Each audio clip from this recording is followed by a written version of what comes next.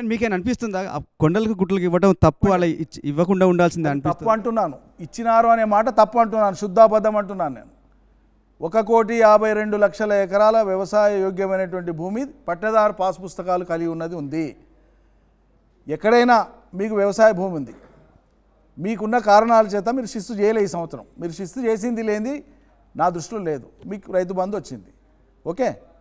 నిజంగానే శాశ్వతంగా శిస్తు చేయడానికి అనువుగా లేని భూమి అనుకోండి, అది మీ ఊరు వాళ్ళు ఊరుకుంటారా అండి?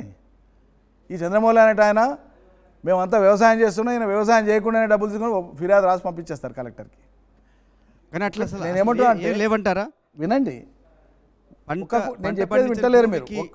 నేను చెప్పేది మొత్తం వినండి. 1,52,00,000 ఎకరాల సాగుయోగ్యమైన భూమికి సుమారు 70 లక్షల 69 పాయింట్ సంథింగ్ లక్షల మంది రైతులకు ఇచ్చినప్పుడు 72,815 కోట్లు 11 విడతల్లో మేము ఇచ్చేసినాం మా ప్రభుత్వం ఉన్న టైంలో.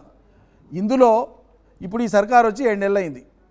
ఇగో ఫలానా ఊర్లో ఫలానా ఊర్లో ఫలానా ఊర్లో మొత్తం కలిపి వెరసి ఇన్ని కొండల గుట్టలకు ఇచ్చిన రిపోర్ట్ బయట పెట్టమని దమ్ముంటే పెడుతున్నారు. రిపోర్ట్ పెడతారండి, తయారు చేస్తున్నారు. 50 ఎకరాలు 100 ఎకరాలు రాష్ట్ర వ్యాప్తంగా 10,000 ఎకరాలు ఉంటే ఎక్కడ 1,52,00,000 ఎకరాలు, ఎక్కడ కొన్ని వేల ఎకరాలు, అవి సవరించుకోదగిన పొరపాట్లు అంటున్నాను.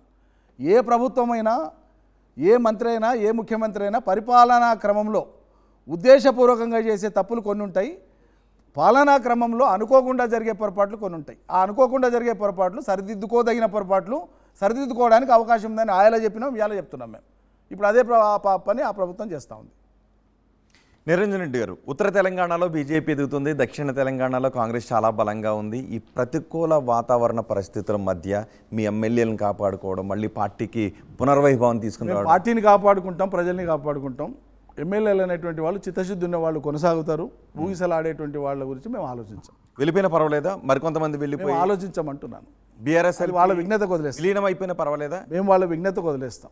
ప్రజలు వాళ్ళని ఒక బాధ్యతగా ఒక చిత్తశుద్ధితోనే ప్రజలు ఎన్నుకున్నారు.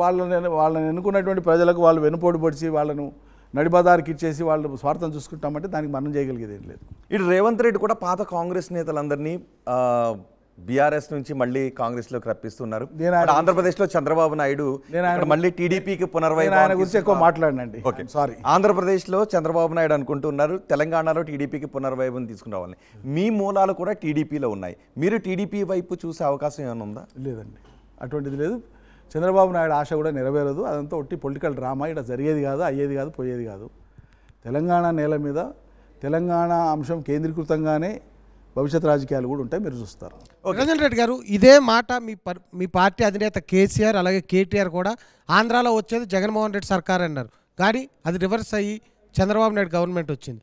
సో వచ్చేది అండి ఇప్పటికి మాకు తెలుస్తున్న సమాచారం మేరకి వెలువడుతున్నటువంటి సర్వేల ఆధారంగా చూస్తే ఆయన వస్తాడు అని అనిపిస్తూ ఉంది అని చెప్పినారు. ఇంతే, ఆయన వాడిన భాష కూడా ఇదే నేను చెప్పేది. ఏపీ ఫలితాలు మీరు ఎలా చూస్తారు? ఎందుకంటే మీ మూలాలు కూడా టీడీపీలో ఉన్నాయి కాబట్టి, మీరు టీడీపీ నుంచే రాజకీయ రంగేట్రం చేశారు కాబట్టి ఏపీ ఫలితాలను ఎలా చూస్తారు? అక్కడ ప్రజలు తీర్పు ఇచ్చినారు. ప్రజా తీర్పును ఎవరైనా శిరసావహించాల్సింది కదా. అంటే మీరు ఆనందపడుతున్నారా? మీ మా పక్క రాష్ట్రం గురించి నాకెందుకండి దిగులు? నాకు తెలంగాణ గురించి దిగులు ఉంటుంది అస్తమానం. జాతీయ రాజకీయాలు వచ్చినప్పుడు కేంద్రం గురించి ఉంటుంది.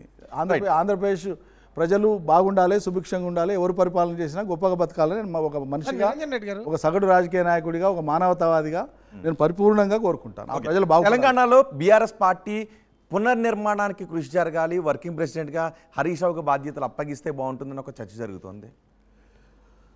పార్టీ అంతర్గత వేదికల్లో ఇంకా ఆ అంశం చర్చకు రాలేదు. అది అంతర్గత వేదికల్లో చర్చించి తీసుకోవాల్సినటువంటి నిర్ణయం. మీడియాలో వచ్చేటువంటి వార్తల వల్లనో, సోషల్ మీడియాలో వచ్చే వార్తల వల్లనో అధ్యక్షులు, కార్యనిర్వాహక అధ్యక్షులు వాళ్ళు మారడము, ఉండడము, కొనసాగడం అనేది జరగదు.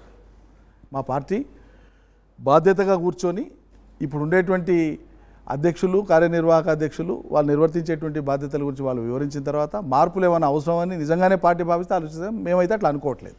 అసలైన తొలి వెలుగు. ఫాలో వాట్సాప్ @తొలి వెలుగు official.